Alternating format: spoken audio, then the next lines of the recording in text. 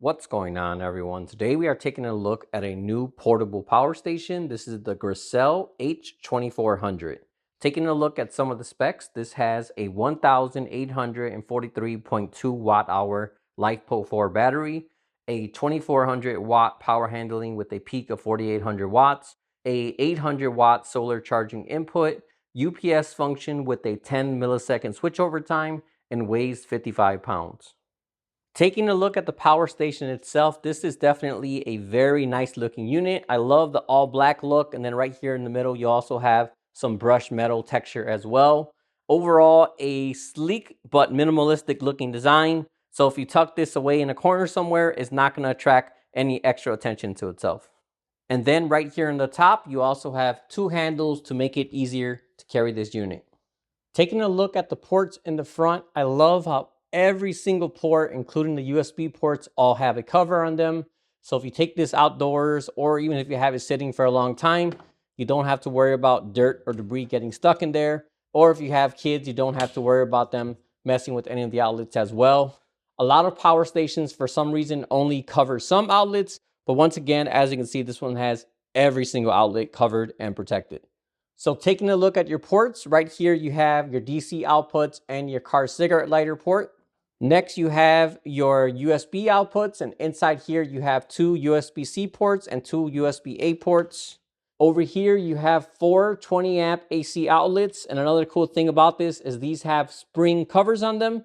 So as you release it, it'll automatically shut like that to keep them protected as well. And right over here you have your PV/solar panel input, and this has an Anderson port. Flipping the power station around, you have your AC input port, a circuit reset button, and then right here you have a large LED light as well. And this has low, high, strobe, and SOS modes. Definitely a nice and bright light. So if you're outdoors, that's going to be able to light up an area very easily. Or if you have a power outage, that's also going to be able to light up a whole entire room as well. All right, so let's go ahead and test out the inverter on this. As I said earlier, this can handle 2400 watts with a peak of 4800 watts. Right now I have this in my outdoor shed, and right here I have the outlet where I can switch the shed from being powered by grid power or by a power station like this. So I'm gonna go ahead and switch this over to the power station, and then we'll see how much load everything I have in here puts onto this power station. All right, so as you can see, I now have the shed being powered off the power station. Before I show you the watts being pulled, let me go ahead and show you everything that's currently running. So right here, I have a Eero Wi-Fi router. Next to it, I have a Google Home, and this is the larger 10-inch model. Up here, I have a total of 8 can lights, and these are set at the highest brightness, and these are also Wi-Fi can lights as well, so they use a little more power.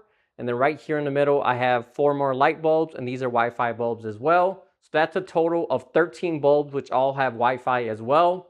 Right behind the bulbs, I also have the ceiling fan running. Coming over here, I have a power bank charging, and this is currently pulling 41 watts. And then I also have a cell phone plugged in and charging as well. And last but not least, right over here, I have my 14-inch MacBook Pro charging, which is charging from this USB-C charger right here.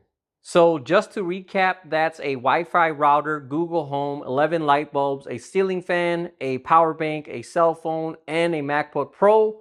And all of that is only drawing a total of 390 watts. So regular household things are going to be a complete walk in the park for a power station like this. This is a shed, so it doesn't have as much as an entire house would. But if this was a house instead of a shed, you'd probably be running somewhere about 800 to 1,000 watts with regular household items.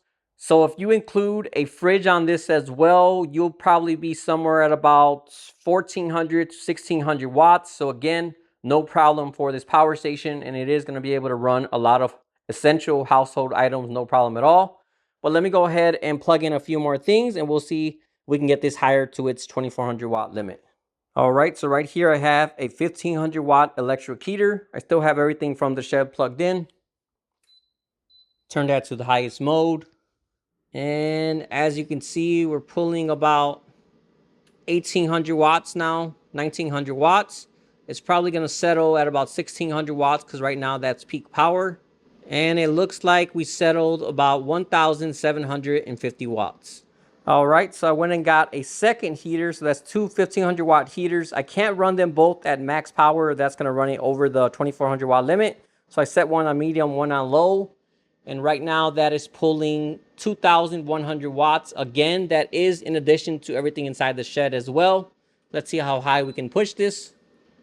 I switched the heater up to mode 3. Now pulling about 2150. I set the other heater to mode 2. Jumped all the way up to 2700 watts, 2600 watts. Still running, hasn't shut off, so that's very good to see. A lot of time these power stations will barely jump above their limit and shut off immediately. But as you can see, it jumped up 200 watts above and did not shut off. And right now it's hovering right at that 2400 watt limit. So as you can see, it can do its rated power, no problem at all. So once again, 2400 watts is definitely a good amount of power. A standard home outlet only runs 1800 watts at the most. So anything that plugs into a regular household outlet is going to be able to run on this power station. And that includes electric cooktops, microwaves, power tools, heaters, or again, anything else that could work on a regular outlet. Overall, this is going to be great for home backup power, outdoor events, road trips, camping, or pretty much any other situation where you might need portable power. All right, so I drained this power station from 100% to 0 with about a 1400 watt load, and it put out a total of 1675 watt hours. Doing the math, that gives this unit a usable capacity of 90.8%. Most power stations of this size put out about 80 to 85% on average, so this is definitely one of the better power stations out there. So I know a lot of people get nervous when it comes to storing large batteries like this in their house, but rest assured you don't have anything to worry about, as this does have an advanced BMS. This continuously monitors and protects the power station from overvoltage, short circuits, temperatures, and many other things as well. Overall, this is definitely a solid power station. It performs well, it feels well made, and best of all, it also comes at a very good price as well. All in all, if you happen to be shopping for a mid to large size portable power station, I would highly recommend this one here, which again is the Grecell H2400. If you would like to purchase or get more information, I'll also have the link in the description as well.